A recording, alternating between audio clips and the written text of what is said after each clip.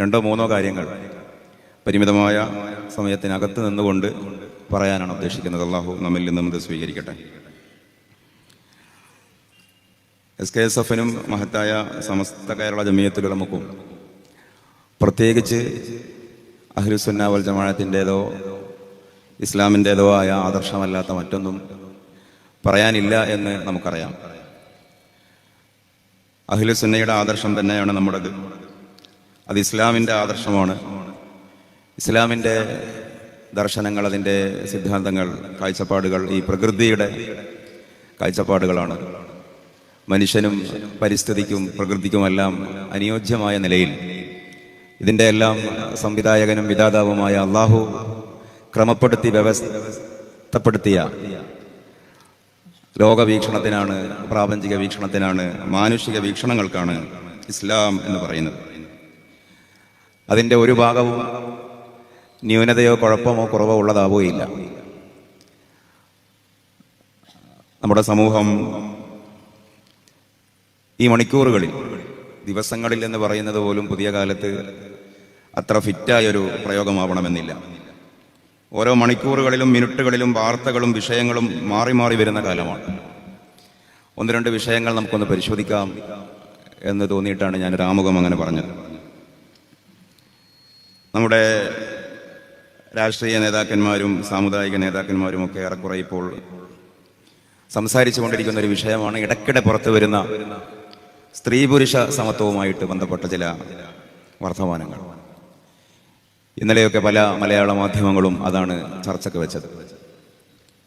ഇടയ്ക്കിടെ വരും. ലിംഗസമത്വവും പിന്തിരിപ്പൻ മതബോധവും തുടങ്ങിയ ഒരു ഹാഷ്ടാഗിൽ ഇടവേളകളിൽ അതിങ്ങനെ വന്നുകൊണ്ടേയിരിക്കും. പുതിയ ചർച്ചയുടെ ഒരു പ്രതലം ഒരുങ്ങുന്നത് നമ്മുടെ നാടുകൾ മുഴുവനും ഒരു എക്സസൈസിൻ്റെ പേരിൽ ഒരു പ്രത്യേക ആൾക്കൂട്ടത്തെ സംഘടിപ്പിക്കുകയും അത് വളരെ നല്ല നിലയിൽ മുന്നോട്ട് പോവുകയും ചെയ്യുന്നുണ്ട്. മനുഷ്യൻ്റെ മാനസികവും ശാരീരികവുമായ ആരോഗ്യം വളരെ പ്രധാനപ്പെട്ടതാണ്. പക്ഷേ അതിൻ്റെ മറവിൽ അല്ലെങ്കിൽ അതിൻ്റെ ഭാഗമായി ഇസ്ലാം സമ്മതിക്കാത്ത രൂപത്തിൽ സ്ത്രീ പുരുഷ സങ്കലനം ഉണ്ടാവുന്നതിനെ തുടക്കത്തിൽ നമ്മുടെ സമാന്തര വിഭാഗമായ പ്രസ്ഥാനത്തിൻ്റെ നേതൃത്വം നിശിതമായി വിമർശിക്കുകയും ഒരിട കാന്തപുരം ഉസ്താദ് തന്നെ അതിനെതിരെ രംഗത്ത് വരികയും ചെയ്തു. ആ സന്ദർഭത്തിൽ CPM-ന്റെ സംസ്ഥാന സെക്രട്ടറി MV ഗോവിന്ദൻ അതിനെ പിന്തിരിപ്പൻ ആശയമെന്ന് പറഞ്ഞു. നമ്മുടെ എല്ലാ കാഴ്ചപ്പാടും സ്ത്രീ പുരുഷ സങ്കലനം ഇസ്ലാം സമ്മതിക്കാത്തൊരളവിൽ സാധ്യമാവരുത്, പ്രോത്സാഹിപ്പിക്കപ്പെടരുത് എന്ന് തന്നെയാണ്. ഷെയ്ഖുന MT ഉസ്താദ് ഇന്നലെ മെനിയാന്ന് അതേ അഭിപ്രായം പറഞ്ഞു. ആ വിഷയത്തിൽ ഇന്ന് കേരളത്തിന്റെ പ്രതിപക്ഷ നേതാവ് VD സതീശൻ MV ഗോവിന്ദന്റെ അതേ അഭിപ്രായം പറഞ്ഞു. സ്ത്രീയും പുരുഷനും തുല്യരാണ്.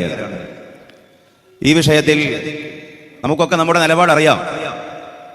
സ്ത്രീയും പുരുഷനും തുല്യരാണ് എന്നതുകൊണ്ട് MV ഗോവിന്ദനും VD സതീശനും ഒക്കെ എന്താണ് ഉദ്ദേശിക്കുന്നത് എന്ന് അവർ വ്യക്തമാക്കേണ്ടതുണ്ട് എന്നുള്ളതാണ് നമുക്ക് ആദ്യമായി പറയാനുള്ളത്. ഇന്ത്യൻ ഭരണഘടന 4 കാര്യങ്ങൾ മുൻനിർത്തിക്കൊണ്ട് സ്വയം നമ്മളോട് ഉത്ബുദ്ധരാവാൻ ആവശ്യപ്പെടുന്നുണ്ട്. അതിൻ്റെ പ്രിയാമ്പിളിൽ the people of India having solemnly resolved to constitute India into a sovereign socialist secular democratic republic and to secure to all its citizens എന്ന് പറഞ്ഞുകൊണ്ട് അതിൻ്റെ രണ്ടാം ഭാഗം പറയുന്നത് ജസ്റ്റിസ്, സോഷ്യൽ, പൊളിറ്റിക്കൽ, എക്കണോമിക്.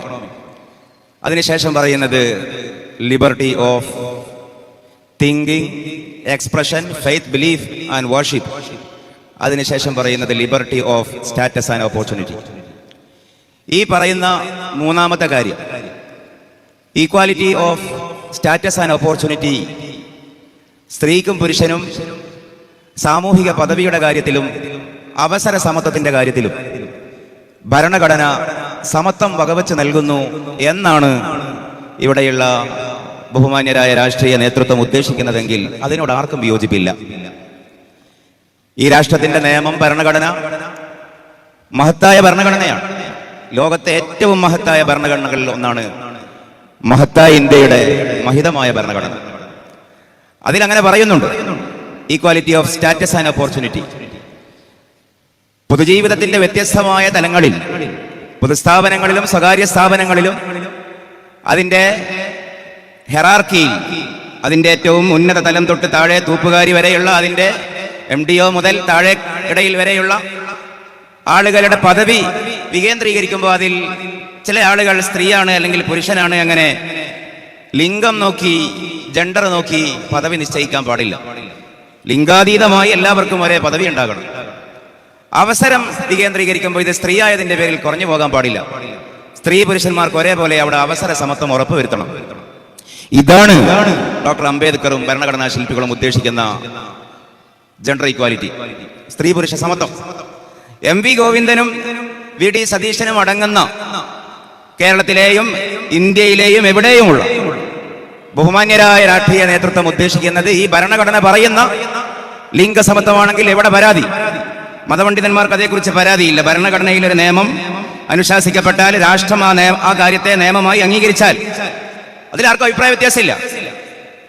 അതേസമയം ശാരീരികമായി, ജൈവികമായി, മാനസികപരമായി, കായികപരമായി സ്ത്രീയും പുരുഷനും തുല്യരാണ് എന്ന് ലോകത്താരും പറയില്ലല്ലോ. അങ്ങനെ ആർഗ്യുമെന്റ് ആർക്കെങ്കിലും ഉണ്ടെങ്കിൽ അത് ശരിയല്ല, അത് സ്ത്രീകളെ അപമാനിക്കലാണ്. ശാരീരികമായി സ്ത്രീയും പുരുഷനും എങ്ങനെ തുല്യരാകും? ക്രോമസോം പോലും വ്യത്യാസം, അതുപോലും വ്യത്യാസപ്പെട്ട് കിടക്കുകയാണല്ലോ. സ്കൂളിൽ പഠിക്കുന്ന കുട്ടികൾക്ക് വരെ അറിയാം, അണ്ടബീജ സങ്കലനം നടക്കുമ്പോൾ XY ആണെങ്കിലാണ് ആൺകുട്ടി, XX ആണെങ്കിൽ പെൺകുട്ടിയാണെന്ന്. അവിടെ നിന്ന് തുടങ്ങുന്നുണ്ട് ഈ വ്യത്യാസം.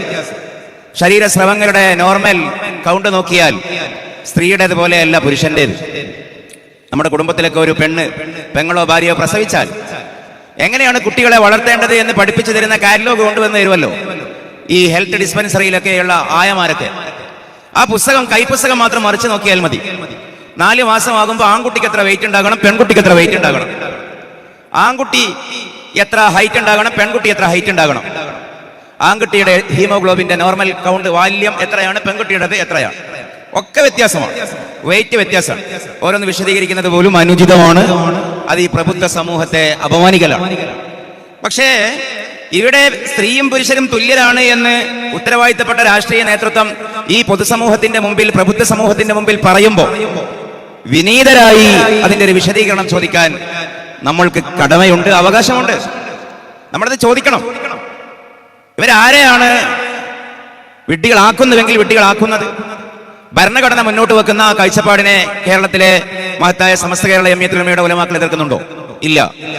ഈ വിഷയത്തിൽ ഏതെങ്കിലും കേരളത്തിലുള്ള ഉത്തരവാദിത്തപ്പെട്ട മതപണ്ഡിതന്മാർ എതിർക്കുന്നുണ്ടോ? എതിർക്കുന്നില്ല. അതേസമയം ശാരീരികമായി, മാനസികമായി തുല്യരാണെന്ന് പറഞ്ഞാൽ അത് സമ്മതിക്കുക നിർവാഹമല്ല. സ്ത്രീകൾക്ക് മാത്രം റിസർവ്ഡ് സീറ്റുകൾ, ഷീ ടാക്സികൾ, ലേഡീസ് കമ്പാർട്ട്മെന്റുകൾ, ലേഡീസ് ഹോസ്റ്റൽ, ലേഡീസ് ഹോസ്പിറ്റൽ ഒന്നും പുരുഷന്മാർക്കില്ലല്ലോ. അപ്പൊ ഞാൻ ആ ഭാഗം ദീർഘിച്ച് പറയുകയല്ല, അവിടെ ഒരു ക്ലാരിഫിക്കേഷൻ വളരെ ആവശ്യമാണ്. ഇനി ഇവിടെ ഈ വിഷയത്തിൽ ഇവിടെയുള്ള ഉലമാക്കൾ, പ്രത്യേകിച്ച് നമ്മളാണ് ഇതിന്റെ പ്രതികളായി പൊതുബോധം പിന്തിരിപ്പന്മാരായി അവതരിപ്പിക്കുന്നത്.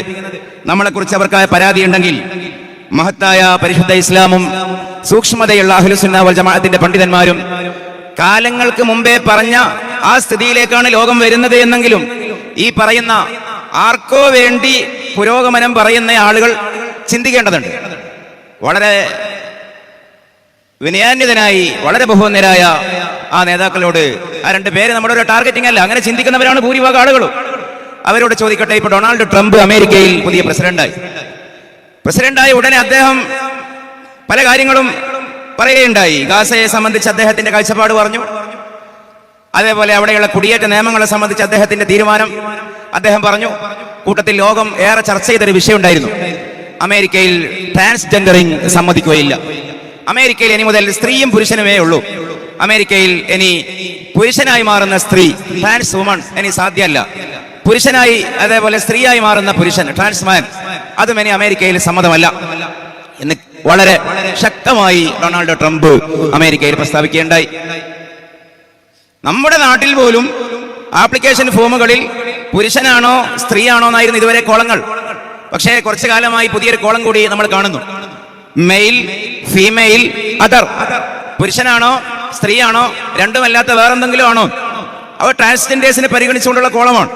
നമ്മുടെ നാട് പോലും 3-4 കോളങ്ങളിട്ട് ഈ പറയുന്ന പോലെ സ്ത്രീയും പുരുഷനുമല്ലാത്ത മറ്റൊരു ലിംഗ സമൂഹം ഉണ്ട് എന്ന് വരുത്തുമ്പോഴാണ് പുരോഗതിയുടെയും വികസനത്തിന്റെയും ഉത്തമ മാതൃകയായി ലോകം പരിചയപ്പെടുത്തുന്ന ആധുനിക സാങ്കേതിക ശാസ്ത്രവിദ്യകളുടെ ഏറ്റവും വലിയ ഗരിമ അവകാശപ്പെടുന്ന അമേരിക്കയുടെ പുതിയ പ്രസിഡന്റ് ട്രംപിന്റെ അമേരിക്കയെ നിർവചിച്ചത് ഇവിടെ ഇനി ട്രാൻസ്ജെൻഡേഴ്സിന് സ്വാതന്ത്ര്യമില്ല.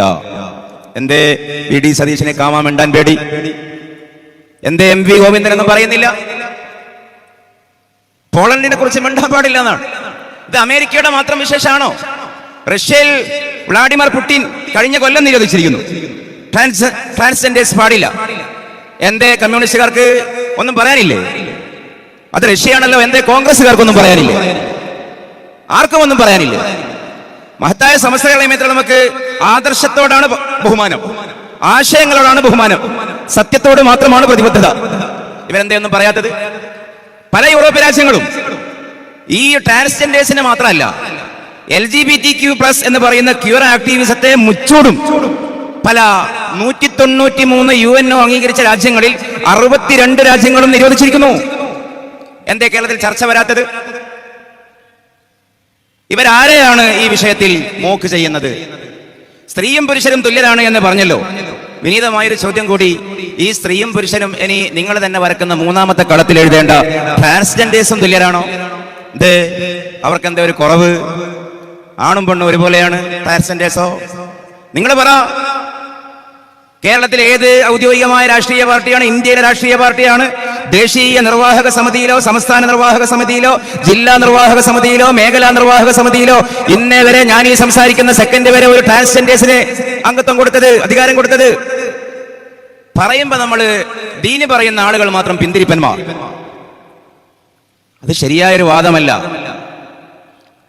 നമ്മളെ സംബന്ധിച്ചിടത്തോളം, SKSFിനെ സംബന്ധിച്ചിടത്തോളം ജനാധിപത്യപരമായി എല്ലാവരെയും അംഗീകരിക്കുന്നു. ട്രാൻസ്ജെൻഡേഴ്സ് ഇവിടെയുണ്ട്, ട്രാൻസ്മാൻ ഉണ്ട്, ട്രാൻസ് വുമൺ ഉണ്ട്, LGBTQക്കാരുണ്ട്, ക്യൂർ ആക്ടിവിസ്റ്റുകളുണ്ട്. ഇവരെയൊക്കെ ജനാധിപത്യപരമായി നമ്മൾ അംഗീകരിക്കുന്നു. എന്തുകൊണ്ട്? ഭരണഘടന പറയുന്നുണ്ട്. ഈ പറയുന്ന ഈക്വാലിറ്റി പറയുന്നതിന്റെ തൊട്ടുമീതെ, ഈക്വാലിറ്റി വരുന്നതിന്റെ മുമ്പ് തൗത്തിയത്ത് എന്ന് പറയല്ലോ നമ്മൾ. എന്തേ ഭരണഘടനയുടെ പ്രിയാമ്പിളുള്ളത്? Liberty of thought, expression, belief, faith and worship. അഭിപ്രായ സ്വാതന്ത്ര്യം ഉണ്ടാകണം, ചിന്താ സ്വാതന്ത്ര്യം ഉണ്ടാകണം, വിശ്വാസ സ്വാതന്ത്ര്യം ഉണ്ടാകണം, ആശയ പ്രകാശന സ്വാതന്ത്ര്യം ഉണ്ടാകണം, ആരാധനാ സ്വാതന്ത്ര്യം ഉണ്ടാകണം. ഇവിടെയുള്ള ആശയ പ്രകാശന സ്വാതന്ത്ര്യത്തെ നിഷേധിക്കുകയാണ്. നമ്മളിത് പറയുമ്പോൾ ഇവർ പിന്തിരിപ്പന്മാരാണ് എന്ന് പറയുക വഴി. എന്നാൽ തെറ്റിദ്ധാരണ. പരിശുദ്ധ ഇസ്ലാം ഈ സ്ത്രീയെ സംബന്ധിച്ച്, സ്ത്രീ സമൂഹത്തെ സംബന്ധിച്ച് ഇസ്ലാമിന്റെ കാഴ്ചപ്പാടാണ് എന്നും പ്രതിക്കൂട്ടിൽ വരാറുള്ളത്. ഇസ്ലാമിൽ പ്രതിക്കൂട്ടിൽ വരാൻ അവരുന്നയിക്കുന്ന വാദം എന്താ? പുരുഷന്മാര് സ്ത്രീയുടെ കൈകാര്യകർത്തുക്കളാണ്. ഞാൻ ആ വിഷയം സമയം വൈകിയത് കൊണ്ട് ആ ഭാഗത്തേക്ക് പോകുന്നില്ല. ഒറ്റ വാക്കിന് പറഞ്ഞാൽ ഖിവാമ ആണ് അവര് പ്രശ്നവൽക്കരിക്കാറുള്ളത്. അരിജാല് ഖവ്വാമൂന അലൻ നിസാ. അരിജാല് ഖവ്വാമൂന അലൻ നിസാ എന്ന് പറഞ്ഞാൽ നാട്ടിലുള്ള എല്ലാ സ്ത്രീകളെയും നാട്ടിലുള്ള പുരുഷന്മാർ നിയന്ത്രിക്കണം എന്നല്ല. ഒരു ഫാമിലി ഘടനയിൽ, ഒരു കുടുംബ വ്യവസ്ഥയിൽ അവിടെ നിയന്ത്രിക്കാനുള്ള ഉത്തരവാദിത്വവും ഉപജീവനം കണ്ടെത്താനുള്ള ഉത്തരവാദിത്വവും ആ കുടുംബത്തിന് എന്തെങ്കിലും സംഭവിച്ചാൽ മറുപടി പറയേണ്ട ബാധ്യതയും അതിന്റെ സേഫ് ഗാർഡായ, റെസ്പോൺസിബിളായ പുരുഷനാണ് എന്നാണ്. അല്ലാതെ നാട്ടിലുള്ള എല്ലാ സ്ത്രീകളെയും നാട്ടിലുള്ള പുരുഷന്മാർക്ക് നിയന്ത്രിക്കാമെന്നല്ല. അതാർക്കാണ് ബെനിഫിറ്റ്? സ്ത്രീക്ക്. എന്തുകൊണ്ട്? ലിരിജാലി നസീബും മിമ്മക്തസബു വലിനിസാഇ നസീബുൻ മിമ്മക്തസബന. എക്സാമ്പിൾ, ഒരു ഫാമിലി, ഭാര്യയും ഭർത്താവും 2 മക്കളും. ഭാര്യ വല്ല തൊഴിലിലും പോയിട്ട് 10 ലക്ഷം രൂപ അക്കൗണ്ടിലുണ്ടെന്ന് കൂട്ടിക്കോ. ഭർത്താവ് ഗൾഫിൽ നിന്ന് ക്യാൻസലായി വന്നാണ്, 5 കായ്ക്കായില്ല അക്കൗണ്ടിൽ, മക്കൾക്ക് സുഖമില്ലാതായി. എന്നാൽ ഭാര്യക്ക് ബാധ്യതയില്ല, കാശ് വിത്ഡ്രോവൽ ചെയ്തിട്ട് ചികിത്സിക്കാൻ. ഇവിടെ ഭർത്താവിന് ബാധ്യതയുണ്ട്. അതാണ് ഈ പറയുന്ന ഖിവാമ. അതിൽ പ്രകൃതിപരമായിട്ടുള്ളൊരു ചോയ്സ് ആണത്. അത് പ്രകൃതിയിൽ അങ്ങനെയാണ്. എന്തുകൊണ്ട്? ഇവിടെ CH മുസ്തഫയൊക്കെ വരുന്നുണ്ടല്ലോ. ഞാൻ ആ ഭാഗത്തേക്ക് സമയമില്ല എന്ന് പറഞ്ഞിട്ട് ഞാനൊരു പ്രതിസന്ധി സൃഷ്ടിക്കുകയല്ല, എല്ലാവർക്കും അറിയാം ആ കാര്യങ്ങളൊക്കെ. സ്ത്രീകൾ എന്തുകൊണ്ട് പ്രവാചകന്മാരായില്ല എന്ന് ചോദിച്ചാൽ 24/7 അവൈലബിൾ അല്ലാത്തതുകൊണ്ട്. ഗവൺമെന്റ് തന്നെ പ്രസവിക്കാനൊക്കെ ഒരു കൊല്ലം അവധി കൊടുക്കുകയാണ്. ഒരു കൊല്ലം പോരാന്നുള്ളതാണ് പുതിയ ആർഗ്യുമെന്റ്. 24 മണിക്കൂറും 7 ദിവസവും ഇവർ ലഭ്യമല്ല. അവർക്ക് അവരുടേതായ പരിമിതികളുണ്ട്. പ്രതിസന്ധി വരുമ്പോൾ തിക്തസന്ധികളെ മറികടക്കാൻ മാനസികമായ, വൈകാരികമായ പ്രശ്നങ്ങളുണ്ട്. ഫീഡിങ്ങിന്റെ ആവശ്യം വരും. ഡെലിവറിയുടെ ആവശ്യം വരും. അതുകൊണ്ട് ഹനഫി മദ്ഹബിലല്ലാത്ത മറ്റൊരു മദ്ഹബിലും ഇമാമുൽ ആളമാകാനും സ്ത്രീക്ക് സമ്മതം കൊടുത്തിട്ടില്ല. ഇസ്ലാമിൽ ഈ പറയുന്ന ആധുനിക കാഴ്ചപ്പാടിൽ പ്രിവിലേജ് എന്ന് പറയുന്ന ഈ കാര്യം ഇസ്ലാമിന്റെ കണ്ണിൽ റെസ്പോൺസിബിലിറ്റിയാണ്, അധികാരമല്ല, ഉത്തരവാദിത്തം. അപ്പൊ ആധുനികത മുന്നോട്ട് വെക്കുന്ന കാഴ്ചപ്പാട് വെച്ചുകൊണ്ട് ഇസ്ലാം സ്ത്രീയെ എങ്ങനെയാണ് കാണുന്നതെന്ന് വിലയിരുത്താൻ പറ്റില്ല. ഇവിടെ ഒരു വക്കീൽ, ഇസ്ലാമിൽ സ്ത്രീക്ക് സ്വത്ത് തീരെ കുറഞ്ഞു പോയി എന്ന് പറഞ്ഞുകൊണ്ടൊരു വക്കീൽ ഉലമാലുണ്ടാക്കിയല്ലോ. വാസ്തവത്തിൽ നമ്മൾ ആലോചിച്ച് നോക്കൂ, 34 സന്ദർഭത്തിലാണ് സ്ത്രീയും പുരുഷനും സ്വത്ത് ഈ ദാനക്രമം ഓഹരി വെക്കുന്നതിൽ ഒത്തുവരുന്നത്. മകളാവുക, പെങ്ങളാവുക, ഭാര്യയാവുക, ഉമ്മയാവുക, ഉമ്മാമ്മയാവുക, അതൊക്കെ റോളുകളാണല്ലോ. 34 സന്ദർഭങ്ങൾ. അതിൽ 5 സന്ദർഭങ്ങളിൽ മാത്രമാണ് പെണ്ണിനെ പുരുഷന്റെ പകുതിയാവുന്നത്. 11 സന്ദർഭങ്ങളിൽ ബറാബർ, തുല്യമാണ്. 14 സന്ദർഭങ്ങളിൽ സ്ത്രീക്ക് കൂടുതലാണ്, പുരുഷന് കുറവാണ്. 5 സന്ദർഭങ്ങളിൽ സ്ത്രീക്കേ കിട്ടുന്നുള്ളൂ, പുരുഷന് കിട്ടുന്നില്ല. നോക്കൂ, നമ്മളല്ല ഇത് പറയുന്നത്. ഇസ്ലാം പെണ്ണിനെ പരിഗണിക്കുന്നില്ല എന്ന് പറയുമ്പോൾ വാസ്തവത്തിൽ രാഹുൽ ഈശ്വറൊക്കെ ചെയ്യുന്ന പോലെ ഒരു മറുവാദത്തിനാണ്. ആ ലോജിക്ക് വെച്ച് ചിന്തിച്ചാൽ പ്രസക്തി. 34 കോണ്ടക്സ്റ്റുകളിൽ 5 രംഗങ്ങളിലാണ്, 5 സിയാക്കിലാണ് പെണ്ണിന് പുരുഷന്റെ പകുതി. 11 ബറാബർ, 14 ഇടങ്ങളിൽ പെണ്ണിന് കൂടുതൽ, 5 ഇടങ്ങളിൽ പെണ്ണിനെ ഉള്ളൂ, ആണിനില്ല. അതവിടെ ഇരിക്കട്ടെ. രണ്ടാമത്തെ ഒരു കാര്യം എന്താ? രണ്ടാമത്തെ ഒരു കാര്യം ഞാനവിടെ ഒരു സൂചന പറഞ്ഞു. നിരീശ്വരവാദികളും യുക്തിവാദികളും സ്വതന്ത്രചിന്തകരും അവര് മുസ്ലിം സമൂഹത്തിൽ ഉണ്ടാക്കുന്ന വിപത്ത് ഒരു പരിധിയോളം നമുക്കവരെ സെൻസർ ചെയ്യാം. അത് അവരല്ലേ, നമ്മളതിന് കാത് കൊടുക്കണ്ട എന്നൊക്കെ. പക്ഷെ ആയത്തും ഹദീസും ഓതിക്കൊണ്ട് നമ്മുടെ ഇടയിലേക്ക് വരുന്നുണ്ട് സർവമത സ്വതന്ത്രവാദികൾ എന്ന് പറഞ്ഞുകൊണ്ടുള്ള അതൊരു ഒരു തരം മതാന്തര യുക്തിവാദികൾ തന്നെ, CH മുസ്തഫയും കൂട്ടരും. ആ ആർഗ്യുമെന്റ്, അദ്ദേഹം മുന്നോട്ട് വെക്കുന്ന ആർഗ്യുമെന്റിന് ബലം നൽകുന്ന തരത്തിൽ ഈ ഒരു വിഷയമാണ് ഞാനിവിടെ പറയാൻ ഉദ്ദേശിക്കുന്നത്. നമ്മുടെ ഇടയിൽ പോലും ഒരു സംസാരം ഉണ്ടായി തുടങ്ങുന്നു, അഹ്ലു കിതാബിൽപ്പെട്ട സ്ത്രീകളെ വിവാഹം ചെയ്യാൻ പറ്റുമോ ഇല്ലേ? ഈ ചർച്ച എവിടെ നിന്നാണ് വരുന്നത്? ഈ ചർച്ച വരുന്നത് CH മുസ്തഫ കഴിഞ്ഞ 1-2 കൊല്ലമായി ഇവിടെ പ്രചരിപ്പിക്കുന്നുണ്ട്. ഇന്ന് ക്രൈസ്തവർ ബഹുമാനിക്കുന്ന ബൈബിൾ, വിശുദ്ധ ഖുർആൻ പറയുന്ന ഇഞ്ചീലാണെന്ന്. അവിടെ നിന്നാണ് ഈ ചർച്ച ഒക്കെ വരുന്നത്. വാസ്തവത്തിൽ ആ വാദം ശരിയല്ല. ഞാൻ പ്രസംഗിക്കുമ്പോൾ സമയം പോകുന്നത് കൊണ്ട് പറഞ്ഞു പോവുകയാണ്. ഇദ്ദേഹമോ അല്ലെങ്കിൽ ഇദ്ദേഹത്തെ പിന്താങ്ങുന്ന ആളുകളോ വിചാരിക്കുന്ന പോലെ ഒരു പുസ്തകത്തിന്റെ പേരല്ലല്ലോ ബൈബിൾ. 73 പുസ്തകങ്ങളുടെ സമാഹാരത്തിന്റെ പേരാണ് ബൈബിൾ. 46 പഴയ നിയമങ്ങളും 27 പുതിയ നിയമങ്ങളും. തോറ, ഇഞ്ചീൽ എന്ന് അതിനെ ചിലരൊക്കെ അറബീകരിക്കാറുണ്ട്. വാസ്തവത്തിൽ അതല്ലത്. ഈ 27 പുതിയ നിയമങ്ങളിൽ ഈ ആദ്യം ഇവരൊക്കെ പറഞ്ഞിരുന്നത് അത് മുഴുവനും ഇഞ്ചീലാണെന്നായിരുന്നു. പിന്നീട് അവര് ആ വാദം തിരുത്തി, ലേറ്റാക്കി അവർ പറഞ്ഞു 27-ൽ 4 മാത്രമാണ് ഇഞ്ചീൽ. 4 സുവിശേഷങ്ങൾ, മത്തായി, മാർക്കോസ്, ലൂക്കോസ്, യോഹന്നാൻ. ഈ 4 പേര് എഴുതിയത് ഇഞ്ചീലാണ്. ഞാൻ ഈ വിഷയം അവിടെ നിന്നേ പറയുന്നത്. ഇവിടെ നിന്നാണ് ഈ സംവാദം ചർച്ച. 2 കൊല്ലം മുമ്പേ ഇത് എയർലൻഡ്, ഇന്നാണത് വേദിയിൽ വന്നത് എന്നേ ഉള്ളൂ. ഈ 4 സുവിശേഷങ്ങൾ ഇഞ്ചീലാണെന്ന്. ബാക്കി 23 പുതിയ നിയമത്തിന്റെ പുസ്തകങ്ങൾ അത് മനുഷ്യ സൃഷ്ടിയാണ്. ഈ 4 ദിവ്യ സൃഷ്ടിയായ ഇഞ്ചിയിൽ തന്നെയാണ് എന്നാണ് പറയുന്നത്.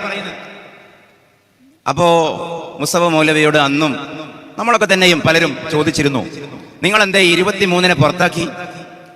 അതിന് മുസ്തഫ മൗലവിയുടെ ന്യായം, ആ 23 കാര്യമായി എഴുതിയത് പൗലോസിന്റെ കത്തുകളും പൗലോസിന്റെ കുറിപ്പുകളുമാണ്. അത് പ്രവാചകന്റെ കാലഘട്ടത്തിന് ശേഷമാണല്ലോ. അതേസമയം ഈ 4 സുവിശേഷങ്ങൾ എഴുതപ്പെട്ടതോ അത് അന്ത്യപ്രവാചകന്റെ അസ്റഫുൽ ഖൽഖ് റസൂൽ കരീം സല്ലല്ലാഹു അലൈഹി വസല്ലമയുടെ മുമ്പാണ്. ശരിയാണ് പറയുന്നത്. ഈ രണ്ടാമത്തെ ക്ലോസ് ശരിയാണ്. നബി സല്ലല്ലാഹു അലൈഹി വസല്ലമ ജനിക്കുന്നത് റസൂലുള്ളാഹിന്റെ കാലഘട്ടം ക്രിസ്തബ്ദം 570 മുതൽ 632 വരെയാണ്. ഈ പറയുന്ന മാർക്കോസിന്റെയും ലൂക്കോസിന്റെയും പൗലോസിന്റെയും മത്തായിയുടെയും ഈ സുവിശേഷങ്ങൾ എഴുതപ്പെടുന്നത് ക്രിസ്തബ്ദം 30-നും 35-നും ഇടയിലാണ്. അതിനെ ഔദ്യോഗികമായി വേദഗ്രന്ഥമായി ക്രൈസ്തവ ലോകം അംഗീകരിക്കുന്നത് ക്രിസ്തബ്ദം 380-നും 395-നും ഇടയിൽ നടന്ന council of Rome, council of ലോപ്പി എന്ന് പറയുന്ന 2 ക്രൈസ്തവ മൈത്രാന്മാരുടെ സമ്മേളനത്തിലാണ്. അന്നത്തെ അവരുടെ മാർപ്പാപ്പ അവരാണ് പ്രഖ്യാപിച്ചത്. എന്നിട്ട് പിന്നെ ഏകദേശം 190 കൊല്ലം കഴിഞ്ഞിട്ടാണല്ലോ പ്രവാചകൻ വരുന്നത്. അപ്പൊ പിന്നെ മുസദ്ദിഖ് എന്ന ഖുർആന്റെ വാക്ക് ശരി തന്നെയാണ്, അവിടെ ഒപ്പിച്ചു. പ്രവാചകൻ ആ 4 ഗ്രന്ഥങ്ങൾ അംഗീകരിച്ചിട്ടുണ്ട്. പക്ഷെ അവിടെ തന്നെ വലിയൊരു വൈരുദ്ധ്യം ബുദ്ധിയുള്ളവർക്ക് ആലോചിക്കുമ്പോൾ മനസ്സിലാവും. യേശുവിന് നമ്മുടെ ഭാഷയിൽ മസീഹുല്ലാഹി ഈസ അലൈഹിസ്സലാമിന് അള്ളാഹു അവതരിപ്പിച്ചു കൊടുത്ത ഇഞ്ചിയിലാണ് ഈ ബൈബിളെങ്കിൽ പിന്നെ എന്തിനാണ് 380-ന്റെയും 395-ന്റെയും ഇടയിൽ നടന്ന കൗൺസിലുകൾ ഔദ്യോഗികമായി പ്രഖ്യാപിക്കുന്നത്? ഈസാ അലൈഹി ഇസ്ലാം തന്നെ ജീവിച്ചിരിക്കുന്ന കാലത്ത് അത് ദിവ്യമാണെന്ന് വരുന്നില്ലല്ലോ. മുസ്തഫ മൗലവി പറയാണ്, പക്ഷേ പൗലോസിന്റെ കൃതികൾ 23 പുതിയ എന്ന് പറഞ്ഞാൽ ഈ കൊരിന്ത്യറിലേക്ക് അയച്ച കത്തുകൾ, റോമിന്റെ ചരിത്രമൊക്കെ പറഞ്ഞാൽ ഞങ്ങളൊക്കെ പോവല്ല, സമയം കുറേയായി. അപ്പോ അത് പ്രവാചകന്റെ കാലത്തിന് ശേഷമാണല്ലോ എഴുതപ്പെട്ടത്. 10,000-കണക്കിന് ആളുകൾ അതിന്റെ പിന്നാലെ ഉള്ളത് കൊണ്ടാണ്, വെറുതെ ആവേശത്തിന് പറയല്ല. എന്തുമാത്രം വലിയ വിഡ്ഢിത്തമാണത്. ഈ പറയുന്ന ലൂക്കോസും മാർക്കോസും ഈ പൗലോസിന്റെ ശിഷ്യന്മാരാണ്. ശിഷ്യന്മാരെഴുതിയത് വേദഗ്രന്ഥവും ഗുരു എഴുതിയത് മനുഷ്യ സൃഷ്ടിയും. ഇതാണ് C.S. മുസ്തഫയുടെ ഫിലോസഫി, അല്ലെങ്കിൽ അദ്ദേഹത്തിന്റെ ലോജിക്. അദ്ദേഹം വിചാരിച്ചത് പൗലോസ് ജീവിച്ചത് പ്രവാചകന്റെ ശേഷമാണെന്നാണ്. ഈ ലൂക്കോസിന്റെയും മാർക്കോസിന്റെയും ഉസ്താദാണ് പൗലോസ്. അദ്ദേഹം തിരിച്ചറിഞ്ഞില്ല. വിക്കിപീഡിയ നോക്കുമ്പോൾ ആരോ ഒരു റോങ് ഡാറ്റ കൊടുത്തതാണ്, അത് വായിച്ചിട്ടാവണം അദ്ദേഹം അങ്ങനെയൊക്കെ പറയുന്നത്. അതായത് ഈ പറയുന്ന മനുഷ്യ സൃഷ്ടിയായ ബൈബിൾ വിശ്വസിക്കുന്ന ആളുകളെ എങ്ങനെ കല്യാണം കഴിക്കാൻ പറ്റും? എങ്ങനെ കഴിക്കാൻ പറ്റും? വലികൗലിഹിം മിന്നാ ഖതൽനൽ മസീഹ ഈസ ഇബ്നു മറിയം റസൂലുള്ളാഹ് അല്ല ഒരു ആർഗ്യുമെന്റ്. ഒറ്റൊരു തെളിവേ ഞാൻ പറയുന്നുള്ളൂ. 4 ബൈബിളും തെറ്റാണ്, അത് ഇഞ്ചീലല്ല എന്നുള്ളതിന്റെ ഒറ്റ തെളിവ്. ഖുർആൻ ശരിയാണെങ്കിൽ ബൈബിൾ തെറ്റാണ്. തനാഖുദാണ്. ബൈബിൾ തെറ്റാണെങ്കിൽ മാത്രമേ ഖുർആൻ ശരിയാകൂ. കാരണം 4 ബൈബിളിലും പറയുന്നത് ഈസാ അലൈഹി ഇസ്ലാമിനെ കൊന്നു, ക്രൂശിച്ചു, കുരിശിലേറ്റി 2-ാം നാൾ ഉയർത്തെഴുന്നേൽപ്പിക്കപ്പെട്ടു. പെസഹ വ്യാഴം, ദുഃഖവെള്ളി, ഈസ്റ്റർ. 4 ബൈബിളിന്റെയും തീരുമാനമാണ്. ഖുർആൻ എന്താ പറയുന്നത്? അതിനെ തള്ളുകയാണ്. വലികൗലിഹിം ഇന്നാ ഖതൽനൽ മസീഹ ഈസ ഇബ്നു മറിയം റസൂലുള്ളാഹ് എന്നാണ് അവർ പറയുന്നത് കേട്ടോ. പക്ഷേ ഖുർആൻ പറയുന്നു വമാ ഖതലൂഹു വമാ സ്വലബൂഹു വലാകിൻ ശുബ്ബിഹ ലഹും വഇന്നല്ലദീന ഇഖ്തലഫൂ ഫീഹി ലഫീ ശക്കിൻ മിൻ മാ ലഹും ബിഹി മിൻ ഇൽമിൻ ഇല്ല ഇത്തിബാഅൽ വന്നി വമാ ഖതലൂഹു യഖീന. ഖുർആനിൽ ഒരായത്തിൽ 3 തവണ ഒരേ കാര്യം റിപ്പീറ്റ് ചെയ്യുന്നുവെങ്കിൽ ഈ ആയത്താണ്. വമാ ഖതലൂഹു കൊന്നിട്ടില്ല, വമാ സലബൂഹു കുരിശിൽ തറച്ചിട്ടില്ല. അവർക്ക് അതേ സംബന്ധിച്ച് അഭിപ്രായ വ്യത്യാസമുള്ളവർ ഊഹാപോഹവും കെട്ടുകഥയും പറയുന്നവർ മാത്രമാണ്. അവർ വീണ്ടും പറയുന്നു വമാ ഖതലൂഹു യഖീന, കൊന്നിട്ടേയില്ല. അള്ളാഹ്ക്ക് മക്കളുണ്ടായി എന്ന് വിശ്വസിക്കുന്ന ക്രിസ്മസിനെ ഇസ്ലാമികവൽക്കരിക്കുന്നത് ഒരു ഭാഗത്ത്, ഈസാ അലൈഹി ഇസ്ലാമിനെ വധിച്ചു എന്ന് വിശ്വസിക്കുന്ന ബൈബിളിനെ ഇഞ്ചീലാക്കുന്ന ഇജ്തിഹാദ് വേറെ ഭാഗത്ത്. എന്നിട്ട് യൂറോപ്പിലും അമേരിക്കയിലൊക്കെ അങ്ങനെയാണല്ലോ, അതുകൊണ്ട് അവിടെയൊക്കെ വിവാഹം നടക്കാൻ പറ്റും എന്ന് ഫത്വയുണ്ടല്ലോ, അതുകൊണ്ട് നമുക്കും ആയാലെന്താ എന്ന് ആരെങ്കിലും അടക്കം പറയുന്നുവെങ്കിൽ അവരുടെ അറിവിലേക്ക് ഒറ്റൊരു കാര്യമേ ഞാൻ പറയുന്നുള്ളൂ. മൈനോറിറ്റി ഫിഖ് ലറൂറത്തിന്റെ അയവുകൾ അത് ആ പശ്ചാത്തലത്തിൽ സംഗതമാകുമോ ഇല്ലേ എന്നത് മാത്രമാണ് ചർച്ച. അവിടെ പറ്റുന്ന കാര്യം ഇവിടെ അപ്ലൈ ചെയ്യേണ്ട യാതൊരു കാര്യവുമില്ല. ഒരുപക്ഷെ സാധാരണക്കാർക്ക് മനസ്സിലാവുന്നുണ്ടാവില്ല. മഖാസിദു ശരിയ മുൻനിർത്തിയിട്ടാണ് ഇതൊക്കെ ഇവർ പറയുന്നത്. പക്ഷെ ഈ മഖാസിദു ശരിയ എന്ന് പറഞ്ഞാൽ എന്താ? ആളുകൾക്ക് എളുപ്പം ചെയ്തു കൊടുക്കുക, ആളുകൾക്ക് എളുപ്പമുണ്ടാക്കൽ. അൽ ലറൂറാത്തു തുബീഹുൽ മഹ്ദൂറാത്ത് അൽ മശഖ്ഖത്തു തജ്തലിബുൽ മൈസൂറ. പ്രയാസമുള്ള സന്ദർഭങ്ങളിൽ എളുപ്പമുണ്ടാക്കി കൊടുക്കണമല്ലോ, ഇതൊക്കെയാണ് ആർഗ്യുമെന്റ്. പക്ഷേ മഹത്തായ സമസ്ത ഉലമയുടെ 4 മദ്ഹബുകൾ അംഗീകരിക്കുന്ന ഉസൂലുകൾ മുന്നോട്ട് വെക്കുന്ന കാര്യം മസാലിഹുൽ ഉമ്മ അല്ലെങ്കിൽ മഖാസിദു ശരിയ എന്ന് പറയുന്നത് മുജ്തഹിദുകളുടെ നിർണയമാണ്. അത് നമ്മുടെ നിർണയമല്ല. ഒരു ഇബാറത്ത് ഏതായാലും ഒരു തത്തിമത്തിന് വായിക്കാം. ഇന്നമാ തഹ്സുലു ദറജത്തുൽ ഇജ്തിഹാദി ലിമൻ ഇത്തസഫ ബിവസ്ഫൈൻ. ഇജ്തിഹാദിന്റെ അർഹത ഉണ്ടാകുക ഇനി പറയുന്ന 2 കാര്യം ഒത്ത ആളിലാണ്. അൽ-അവ്വൽ ഫഹ്മു മഖാസിദി ശരീഅ അലാ കമാലിഹാ. ഒരാൾ മുജ്തഹിദാവണമെങ്കിൽ മഖാസിദു ശരീഅ മനസ്സിലാവണം. വസാനി അത്തമക്കുനു മിനൽ ഇസ്തിംബാതി ബിനാഅൻ അലാ ഹാദൽ ഫഹ്ം. അതനുസരിച്ചുകൊണ്ട് നിയമ നിർമ്മിതിക്ക് സാധിക്കണം. ഇമാം ഇനി പിന്നെ മഖാസിദ് ഞാൻ ഭാഗം ദീർഘിപ്പിക്കുകയല്ല. പറയുന്നത് എന്തിനാ? ഹിക്മത്തുകൾ പറയുന്നത് അത് സാധാരണക്കാർക്ക് നിയമത്തോട് ബഹുമാനം ഉണ്ടാകാൻ. മാരിഫത്ത് ബാഇദി ശർഈ വ മസ്ലഹത്തുൽ ഹുക്മി ഇസ്തിമാലത്തുൽ ഖുലൂബ് ഇല തുമഅനീന വൽ ഖബൂൽ ബിത്തബഅ വൽ മുസാറഅതി ഇല തസ്ദീഖ് ഫഇന്ന النفوس ഇല ഖബൂലിൽ അഹ്കാമിൽ മഅഖൂല അൽ ജാരിയത്തി അലാ ദൗഖിൽ മസാലിഹി അംയലു മിൻഹാ ഇല ഖഹരി തഹക്കുമി. അതായത് ബലം പ്രയോഗിച്ചൊരു നിയമനിർമ്മാണം നടത്തുന്നതിനേക്കാൾ ജനങ്ങളുടെ മനസ്സുകൾ സ്വാഭാവികമായി ഇഷ്ടപ്പെടുന്നത് ആ നിയമം പാലിച്ചാൽ എന്തൊക്കെ നേട്ടം കിട്ടുമെന്ന് അറിയുമ്പോഴാണ്. നോമ്പ് നോക്കടി എന്ന് പറഞ്ഞ് നോമ്പ് നോൽപ്പിക്കുന്നതിനേക്കാളും ആളുകൾക്കും ഒരുപക്ഷെ സാധാരണക്കാർക്ക് ഇഷ്ടം ഉണ്ടാവുക നോമ്പ് നോറ്റാലുള്ള കാര്യവും നേട്ടവും പറയുമ്പോഴാണ്. ولمثل هذا الغرض استحب الوعظ وذكر محاسن الشريعة ولطائف معانيها وكون المصلحة مطابقة للنص. ഇതൊക്കെയാണ് പറയുന്നത്. അപ്പൊ മുജ്തഹിദുകൾക്ക് ബാധകമായ മഖാസിദ് ശരിയ മുൻനിർത്തിക്കൊണ്ട് ഈ നാട്ടിൽ കാലങ്ങളായി സൂക്ഷ്മതയുള്ള പണ്ഡിതന്മാർ പറഞ്ഞു വരുന്ന കർമ്മശാസ്ത്രപരമായ നിയമങ്ങളെ നോക്കുകുത്തിയാക്കി ഓരോന്നും നമ്മൾ പറയണ്ട. അവസാനം ഒടുവിൽ യഹൂദ ക്രൈസ്തവ പെൺകുട്ടികളെ വിവാഹം ചെയ്യാൻ പറ്റില്ല എന്ന് പോലും കട്ടായം പറയണ്ട എന്നുള്ളതിലേക്ക് ആ ഗവേഷണത്തിന്റെ വാതിലുകൾ എത്തി നിൽക്കുമ്പോൾ അതിനോട് നമുക്ക് വിയോജിപ്പുണ്ട്, കർമ്മശാസ്ത്രപരമായ വിയോജിപ്പുണ്ട്. ഞാൻ സ്വല്പം ദീർഘിച്ചു പോയി. ഈ വിഷയം അതിന്റെ ഒരു തെത്തിമത്തിലെത്തിക്കാനാണ് ഒരു 5 മിനിറ്റ് നീണ്ടുപോയി. ബഹുമാനപ്പെട്ട അമീദ് ഫൈസിയോട് അഫ്വൻ, ഈ മഹത്തായ സദസ്സിനോട് അഫ്വൻ. നമ്മൾ പറഞ്ഞതും കേട്ടതും അല്ലാഹു സ്വാലിഹായ അമലായി സ്വീകരിക്കട്ടെ. വാഖുദ് അഅ്വാന അൽഹംദുലില്ലാഹി റബ്ബിൽ ആലമീൻ. വസ്സലാമു അലൈക്കും വറഹ്മത്തുള്ളാഹി വബറകാതുഹു.